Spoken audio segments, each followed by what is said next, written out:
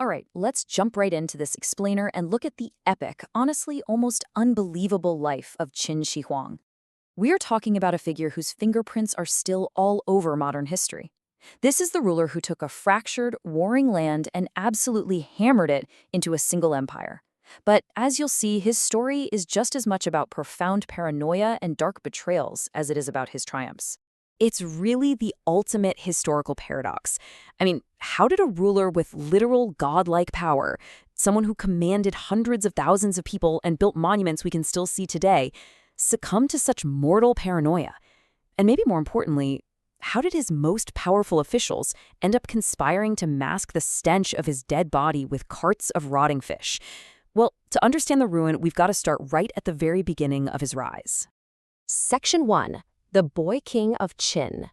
So our story begins not in some grand palace of his own, but actually in the rival state of Zhao. He was born as Zhao Zheng, and his father was a royal Qin hostage, basically placed there to guarantee a super fragile armistice. Young Zheng managed to survive a childhood totally surrounded by enemies, largely because he had a very powerful benefactor, a wealthy merchant named Lu Buwei. Now, Lu Buwei orchestrated his father's rise to the throne, and when his father died after a really short reign, Zhao Zhang became the king of Qin at just 13 years old. Lu Buwei stepped in as his regent, but, and here's where it gets juicy, rumors started swirling that Lu Buwei was actually the boy's biological father.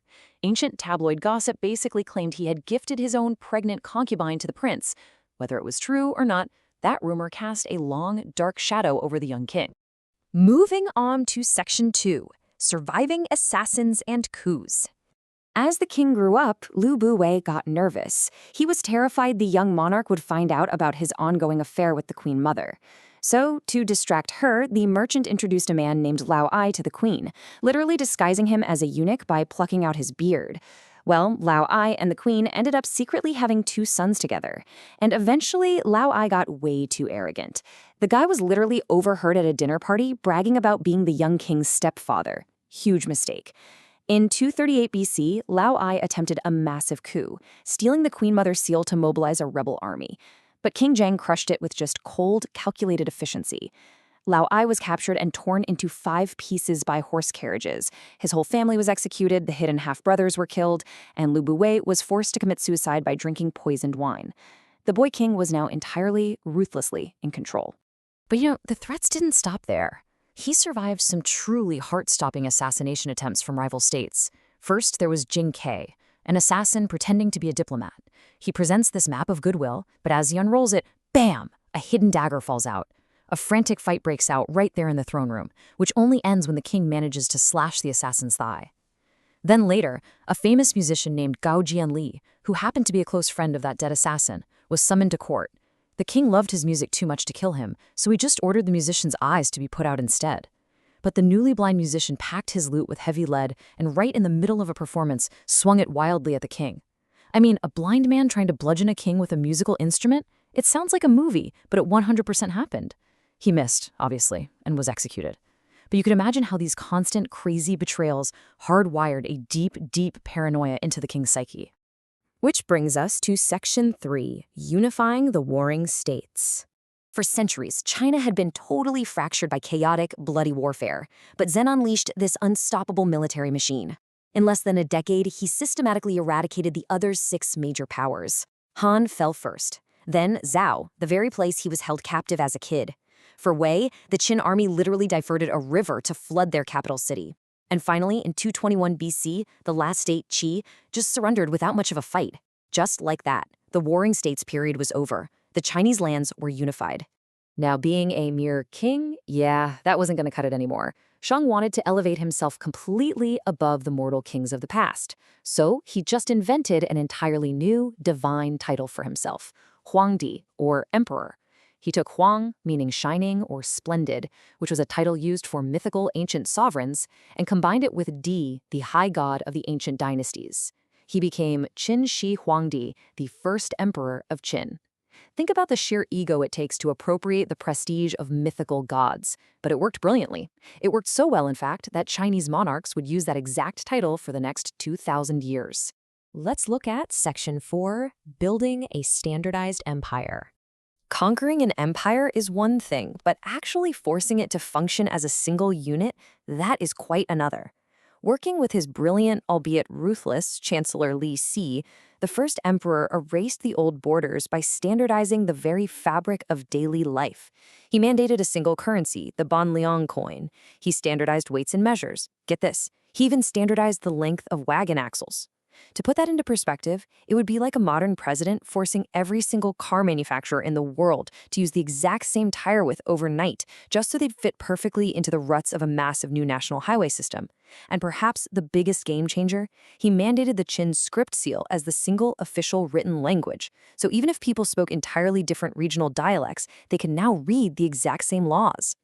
To make sure the old feudal lords couldn't ever rise up again, he just abolished the feudal system entirely.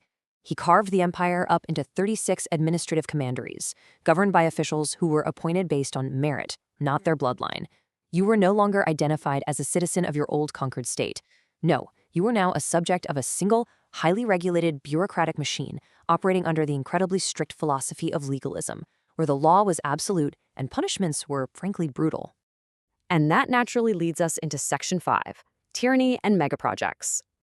720,000. Let that number sink in for a second. That is the estimated number of unpaid laborers conscripted just to build his massive, city-sized tomb and its terracotta army. The emperor mobilized his population on a scale the world had rarely seen, treating his subjects as literal cogs in the machinery of his own ambition. The human cost of his unified vision was just catastrophic. His megaprojects completely redefined the landscape. He confiscated bronze weapons from all the states he conquered and melted them down to cast 12 massive metal colossi for his palace. He ordered the linking of older northern fortifications, which became the precursor to the Great Wall of China, a grueling project where an unknown number of workers died in the harsh conditions. He also dug the 34-kilometer Lingqua Canal for military transport. But listen, the tyranny wasn't just physical, it was intellectual. To crush dissent, he ordered the burning of basically all non-utilitarian books. Owning classic poetry or history could get you severely punished. Later records even claim he had 460 scholars buried alive.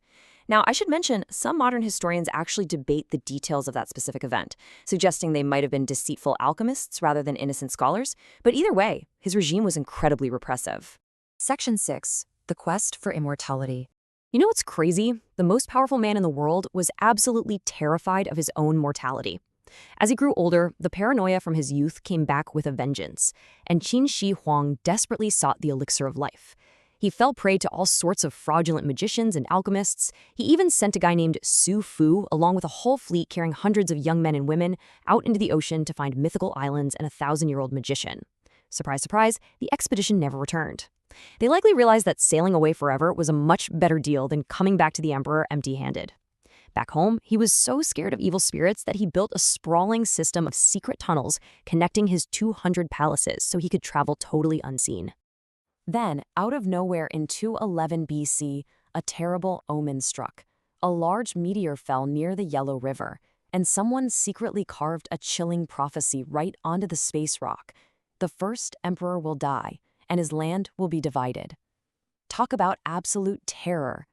When his investigators arrived and no one in the local village would confess to carving the words, the emperor ordered every single person living nearby put to death, and the meteor pulverized. But of course, you cannot outrun time. In 210 BC, while on an imperial tour in eastern China, the 49-year-old first emperor suddenly fell ill and died. Now his chancellor, Li Si, was terrified. They were 2 months away from the capital, and he knew that news of the emperor's death would likely trigger an immediate massive uprising. So Li Si orchestrated this desperate, bizarre charade. He hid the truth from everyone except a tiny inner circle. To disguise the smell of the decomposing body in this sweltering summer heat, they ordered carts of rotting fish to be placed before and behind the imperial wagon. They changed his clothes daily, brought him meals, and literally pretended he was still issuing orders from behind the carriage shades as they raced back to the capital. The exact cause of Qin Shi Huang's death is still a mystery today, but one of the leading historical hypotheses? He was poisoned by the very elixirs he was drinking to live forever. Those potions, provided by his court alchemists, were often heavily laced with toxic metals like mercury. It's the ultimate historical irony, isn't it? Did his obsessive quest to conquer death actually seal his fate? It really forces us to ask, what does the life and, frankly, bizarre death of Qin Shi Huang teach us about the fatal limits of absolute power? And what lengths will we go to outlast our own humanity? It's a fascinating paradox, and I'll leave you to think on that today.